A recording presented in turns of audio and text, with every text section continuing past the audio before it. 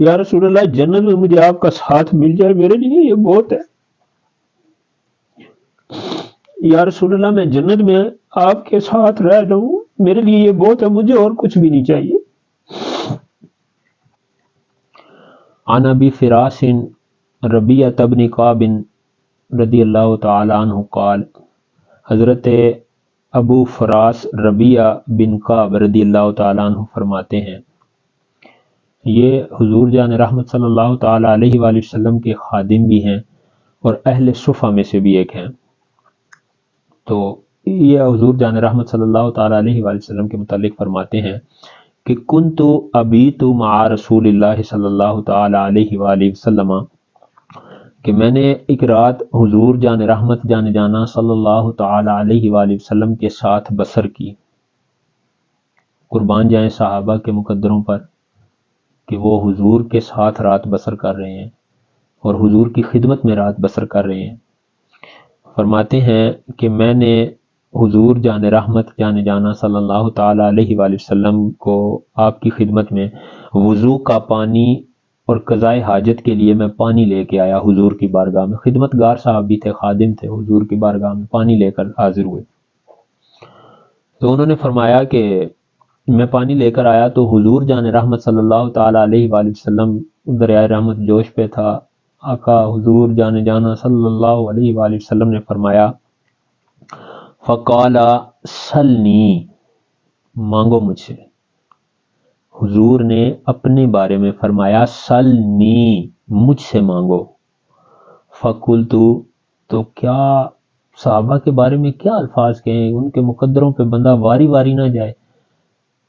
کیا آپ دیکھیں حضور نے فرمایا کہ مجھ سے مانگو، صحابی مانگ رہے ہیں، اور کیا مانگ رہے ہیں سنیے گا۔ یقیناً یہ آپ بھی چاہتے ہیں کہ آپ کو بھی ملے، میری بھی خواہش ہے، میں بھی چاہتا ہوں کہ جو صحابی نے حضور سے مانگا نا وہ مجھے بھی مل جائے۔ حضور نے دیا بھی اور لینے کا طریقہ بھی بتا دیا کہ کس طرح تم لے سکتے ہو۔ مانگا کیا، پہلے اس پر آتے ہیں۔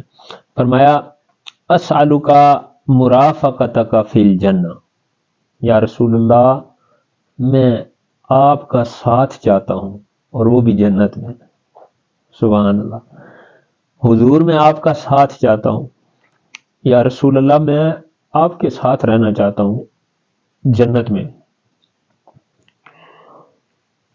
فقال، حضور جان رحمت صلی اللہ تعالی علیہ وآلہ وسلم نے اس پر فرمایا غیر ذالک، اوا غیر ذالک، کچھ اور بھی ہے، اور کچھ مانگ لو، اور بتاؤ کیا چاہیے۔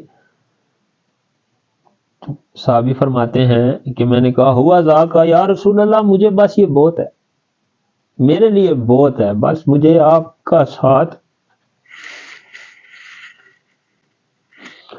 یا رسول اللہ جنت میں مجھے آپ کا ساتھ مل جائے میرے لیے یہ بہت ہے۔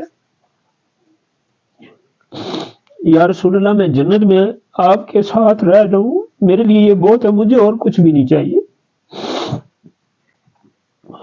حضور جان رحمت جان جانا صلی اللہ تعالی علیہ وآلہ وسلم نے اس کے جواب میں جو صحابی کو فرمایا، قابل غور بات ہے، آپ بھی اس کے بارے میں دیکھیں، سوچیں، مجھے بھی سوچنا چاہیے اس پر۔ حضور نے ان کو بتایا فَأَعِنِّي عَلَى نَفْسِكَ بِكَثْرَةِ السُّجُودِ، آقا کریم صلی اللہ تعالی علیہ وآلہ وسلم نے فرمایا جنت میں ساتھ چاہتے ہو، ساتھ مانگ رہے ہو نا، تو کثرت سجود کے ساتھ، کثرت سجود کے ذریعے اپنے لیے میری مدد کرو۔ حضور نے ان سے فرمایا کہ کثرت سجود کے ذریعے اپنے لیے میری مدد کرو۔